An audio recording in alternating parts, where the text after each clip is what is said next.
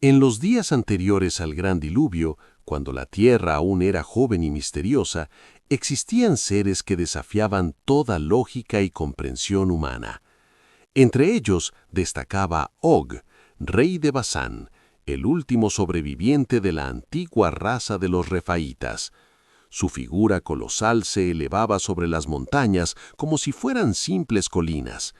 Las leyendas cuentan que su cama medía 9 codos de largo, forjada completamente en hierro. Og había vivido durante generaciones, testigo silencioso de la creciente maldad que consumía a la humanidad, observando desde su trono de piedra cómo el mundo se hundía cada vez más en la oscuridad. Los días transcurrían, y Og contemplaba con preocupación cómo la violencia y la corrupción se extendían como una plaga entre los hombres. Desde su fortaleza en Basán, podía ver aldeas enteras consumidas por la crueldad. Los gigantes, sus antiguos hermanos, habían perecido uno a uno en batallas y conflictos. Él era el único que quedaba, una reliquia viviente de una era olvidada. Sus ojos, que habían visto nacer y morir civilizaciones, ahora percibían señales inquietantes en los cielos. Las estrellas parecían moverse de forma extraña, y los animales huían hacia tierras altas sin razón aparente. Un día, mientras caminaba por el valle, Og notó algo extraordinario. Un hombre llamado Noé construyendo una estructura inmensa de madera. Intrigado por esta construcción tan peculiar, Og se acercó con cautela.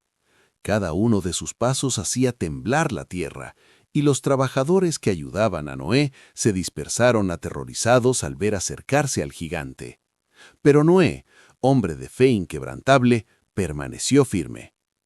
¿Qué construyes, pequeño humano?, preguntó Og con voz atronadora que resonaba como truenos distantes.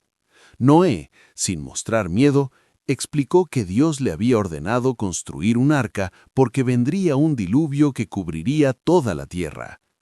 Og rió con sarcasmo, su risa sacudiendo las ramas de los árboles cercanos. ¿Un diluvio? He vivido 1000 años y jamás he visto lluvias que amenacen mi existencia. El agua apenas llegaría a mis rodillas.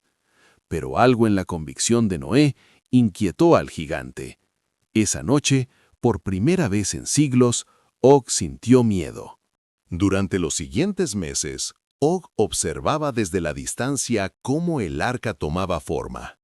La estructura era inmensa según los estándares humanos, pero para él parecía apenas una caja de juguete. Se burlaba internamente de la empresa de Noé, considerándola una locura inspirada por delirios religiosos. Sin embargo, algo cambió cuando comenzaron a llegar los animales. En parejas, criaturas de todas las especies convergían hacia el arca como si una fuerza invisible las guiara. Og vio leones caminando pacíficamente junto a corderos, serpientes deslizándose al lado de ratones sin atacarlos. Este fenómeno antinatural estremeció incluso su corazón milenario. Las nubes comenzaron a acumularse en el horizonte, más oscuras y amenazantes que cualquier tormenta que hubiera presenciado. El viento cambió de dirección, trayendo un frío inusual. Los pájaros volaban erráticamente, desorientados.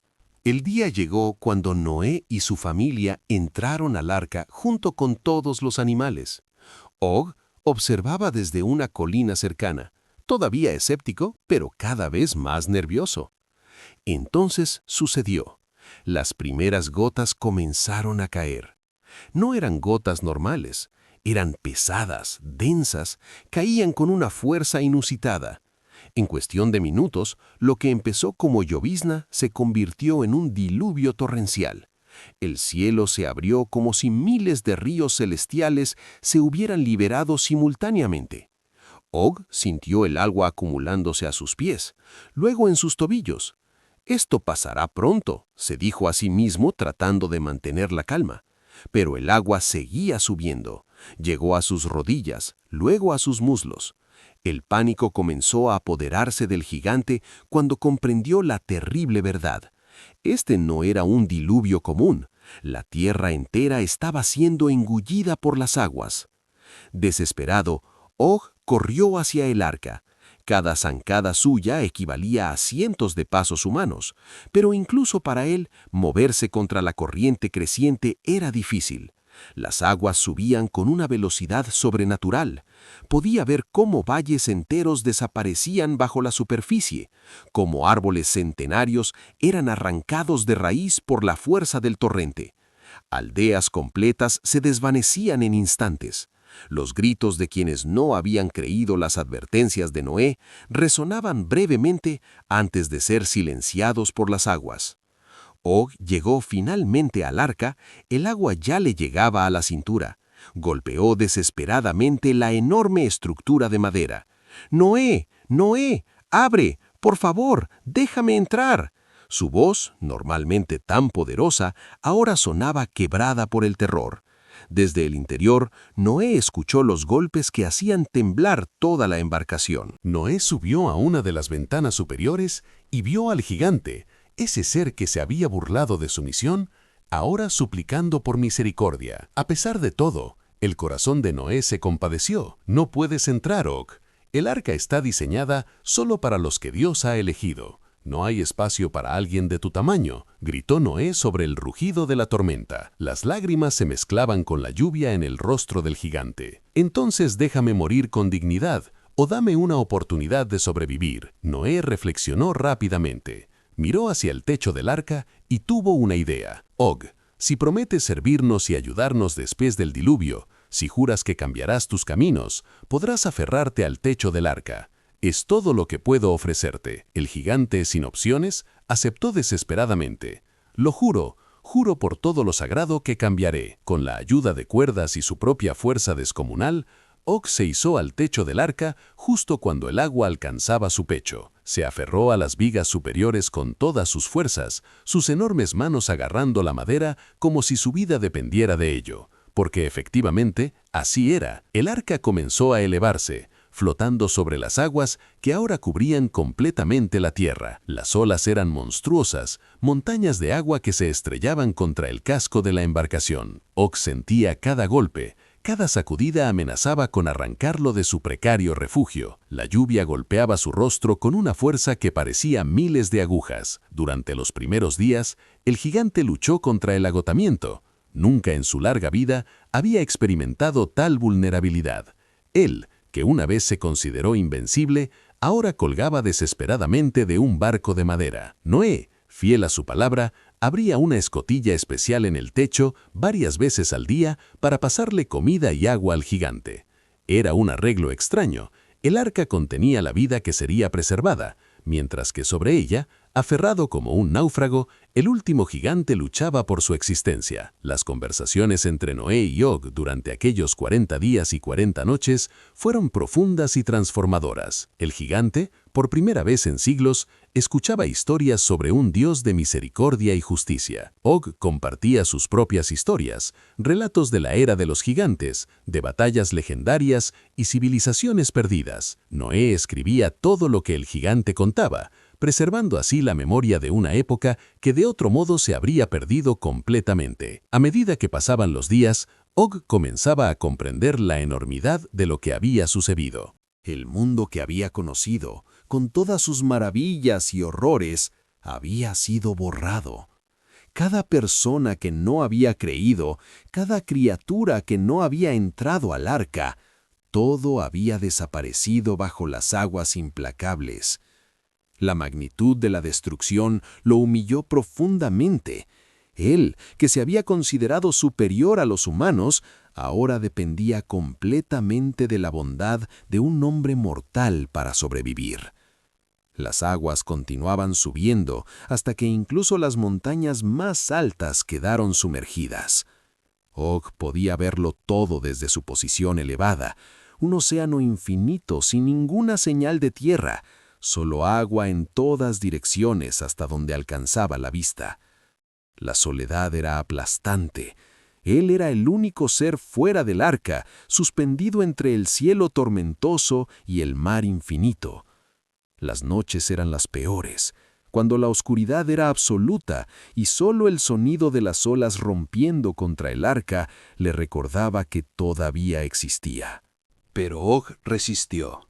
Su cuerpo, forjado por siglos de existencia, demostró ser tan resistente como su espíritu comenzaba a ser renovado. Cuando finalmente la lluvia cesó después de 40 días, un silencio extraño cayó sobre el mundo. Era un silencio absoluto, perturbador. No había pájaros cantando, ni viento susurrando entre árboles, ni voces humanas. Solo el chapoteo suave de las aguas y los crujidos ocasionales del arca. Og sintió que el agua comenzaba a descender lentamente. Primero fueron centímetros imperceptibles, luego metros. Pasaron semanas, meses. El agua descendía del nivel de su pecho, luego a su estómago, finalmente a su cintura. Un día, Noé liberó una paloma desde el arca. Og la vio volar en círculos, buscando desesperadamente un lugar para posarse, pero regresó sin encontrar tierra. Días después, Noé liberó otra paloma. Esta vez, el ave regresó con una rama de olivo en su pico. El corazón de Og saltó de alegría. Había tierra. La vida continuaría. Finalmente, después de lo que pareció una eternidad, el arca tocó suelo firme en el monte Ararat. Og, exhausto pero vivo, bajó cuidadosamente del techo. Sus piernas, que habían estado tensas durante tanto tiempo, apenas podían sostenerlo. Cayó de rodillas en la tierra húmeda y lodosa y por primera vez en su existencia milenaria lloró lágrimas de gratitud. Noé y su familia salieron del arca y contemplaron al gigante arrodillado. Era una imagen impactante. El ser más poderoso que jamás había caminado sobre la tierra, humillado y transformado por la experiencia del diluvio. Noé se acercó a Og y extendió su mano. El gigante, con cuidado de no lastimar al anciano, tocó suavemente la mano de Noé con su dedo. «Gracias», susurró Og con voz ronca. «Me has enseñado que la verdadera fuerza no está en el tamaño del cuerpo, sino en la grandeza del espíritu». Los días siguientes fueron de reconstrucción. Los animales salieron del arca en parejas, dispersándose para repoblar la tierra. Og ayuntaba donde podía, usando su inmensa fuerza para mover rocas gigantes y árboles caídos, creando caminos y desviando arroyos. Trabajaba incansablemente, no por obligación, sino por gratitud genuina. Noé construyó un altar y ofreció sacrificios al Señor. Og observaba respetuosamente, ahora comprendiendo el significado de aquellos rituales que antes había considerado supersticiones. Entonces apareció algo maravilloso en el cielo. Un arco iris, el primero que jamás había existido. Sus colores brillantes, arqueándose sobre el horizonte, parecían un puente entre el cielo y la tierra. «Es una señal», explicó Noé al gigante. «Dios promete que nunca más destruirá la tierra con un diluvio. Este arco iris es su pacto con toda criatura viviente». Og contempló el arco iris con asombro reverente. Él era parte de ese pacto. Había sido preservado, no por su fuerza, sino por la misericordia. Con el tiempo, Og se estableció en una región cercana. Su relación con la familia de Noé y sus descendientes era compleja pero respetuosa. Ya no era el rey arrogante de Basán que se consideraba superior a los mortales. El diluvio lo había cambiado fundamentalmente. Ahora entendía que todos los seres, grandes o pequeños, existían por la gracia de un poder mayor que ellos mismos. Las historias de Og se esparcieron entre las generaciones posteriores.